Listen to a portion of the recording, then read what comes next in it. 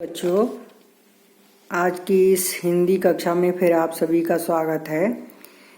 कल हमने रत्नाकर की जीवनी के बारे में अध्ययन किया था और उसी के आगे हम उद्धव प्रसंग नामक जो आपका पाठ है उसका अध्ययन करेंगे। ये पाठ जो खंड है ये उद्धव शतक ग्रंथ है, रत्नाकर जी का, उनसे लिया गया है। इसमें गोपियों और उद्धव के बातों का वर्णन किया गया है, उनके वार्तालाप का वर्णन किया गया है। जब श्री कृष्ण मथुरा से उद्धव को भेजते हैं ब्रज गोपियों के पास निराकार ब्रह्म का संदेश लेकर, तो उस समय गोपियों का और जो उद्धव जी का वार्तालाप होता है उसका वर्णन है। जैसे भेजे मन भावन के उद्धव के आवन की।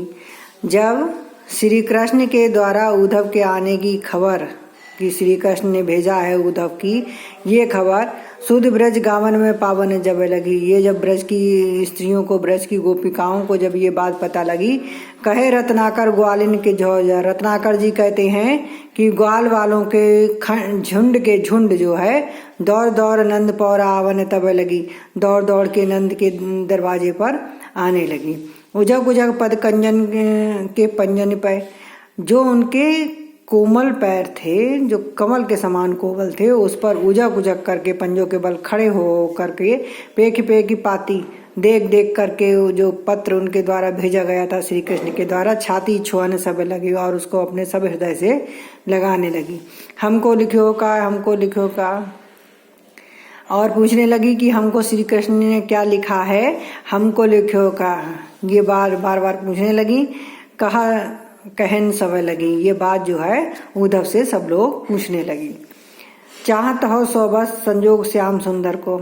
अगर तो उद्धव उनसे कहते हैं कि अगर तुम श्री कृष्ण से संयोग चाहते हो, श्याम सुंदर का संयोग चाहते हो, उन्हें अपने बस में करना चाहते हो, तो जोग के प्रयोग से ही हो तो बिलसुर, तो अपने हृदय को जो है वो योग के प्रयोग में लगाइए या योग साधना में लगाइए, निराकार ब्रह्म की साधना में लगाइए। कहे रत्नाकर सुअंतर्मुखी ध्यान, जो ईश्वर है वो अंतर्मुखी आपके हृदय में ही विराजमान है। अगर आप ऐसा ध्यान लगाएंगे तो श्री कृष्ण जो निराकार ब्रह्म के रूप में है वो आपको अंदर ही दिखेंगे। मंजु ही कंज जगी ज्योत में धसो रहे, और जो हृदय में कमल रूपी आप हृदय कमल है, जो हृदय कमल के समान कोमल है, उसमें जो क्या है निराकार ब्रह्म के प्रेम की ज्योति जगानी है, जिसमें आपको ईश्वर के दर्शन अंतर में ही होंगे। ऐसे करो लीन आत्मा को परमात्मा में, अपनी आत्मा को परमात्मा में इस प्रकार लगा दो, उसी में उसको मिला दो, जामे जड़ चेतन विलास विकसो रहे, जिसमें जड़ और चेतन सबका जो आनंद है वो अद्भुत रूप में आपको प्राप्त होता रहे। मोह बस जोहत बिछो जिए जाको छोई। मोह बस आप जिसको खोज रहे हैं, श्री कृष्ण को खोज रहे हैं, जो आपसे बिछुड़ गए हैं और जिसका दुख आपके हृदय में है, सो तो सब अंतर निरंतर बसो रहे, वो सब आपके अंतर में ही विराजमान है। अर्थात निराकार ब्रह्म को आप केवल ध्यान के द्वारा ही प्राप्त कर सकते हैं। सुनी सुनी उद्धव की कहानी अपने कानों के द्वारा श्री कृष्ण की कथनीय कहानी को सुन करके कोई थैरानी, कोई तो सखियां जो है वो कांप गई, कोई था नहीं थिरानी, कोई एकदम स्टैच्यू हो गई, स्थिर हो गई। कहे रत्नाकर रिसानी, कोई तो गुस्सा हो गई बर्रानी, कोई बड़बड़ाने लगी, कोई बिलखानी, कोई व्याकुल हो गई, विकल हो गई, दुखी हो गई, बिथ कहानी, और कोई जो है वो बिटक कर अपने घर को चली गई। कोई सेध सानी, कोई पसीने से तरबतर हो गई, कोई भरी द्रग पानी रही, और कोई अपनी आंखों में पानी भर रही था, उनकी आंखों में आंसू आ गए। कोई घूम घूम परी भूमि पर जानी है, और कोई जो है वो घूम करके चक्कर खाकर भूमि पर गिर पड़ी। कोई श्याम श्याम बहक बिल्लानी, कोई जो है श्री कृष्ण शीकर कह करके बिलक करके इधर उधर घूमने लगी।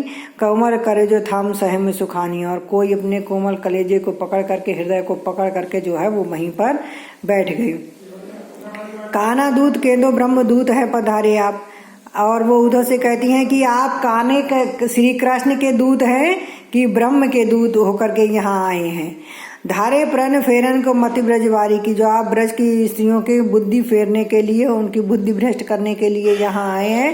कहे रत्नाकर पर प्रीत रीति जानत ना, लेकिन रत्नाकर कहते हैं, गोपियाँ कहती हैं कि आप प्रेम की रीति को जानते नहीं हो।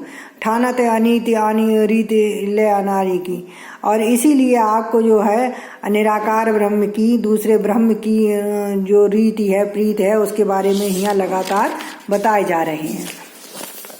माने हम कान्ह ब्रह्म एक ही कहे जो तुम, हमने ये मान लिया कि कान्हा और श्री कृष्ण और जो निराकार ब्रह्म है तुम्हारे वो एक ही हैं, त्यों हमें भवती न भावना अन्यारी, लेकिन फिर भी हमें दूसरे की भावना जो है, दूसरे का अलग होना हमें पसंद नहीं है। जय बनी बिगड़े न बारिदिता बारिद की, समुद्र की जैसे एक बूंद मिलने से उसका कुछ बनता बिगड़ता नहीं है, लेकिन बूंदता बिलह है बूंद विवश विचारी की, लेकिन जो है बूंद का अस्तित्व नष्ट हो जाता है। इसीलिए हम तुम्हारे निराकार ब्रह्म की जो है उपासना नहीं करेंगे। आज बस इतना ही पढ़ाएंगे। धन्यवाद।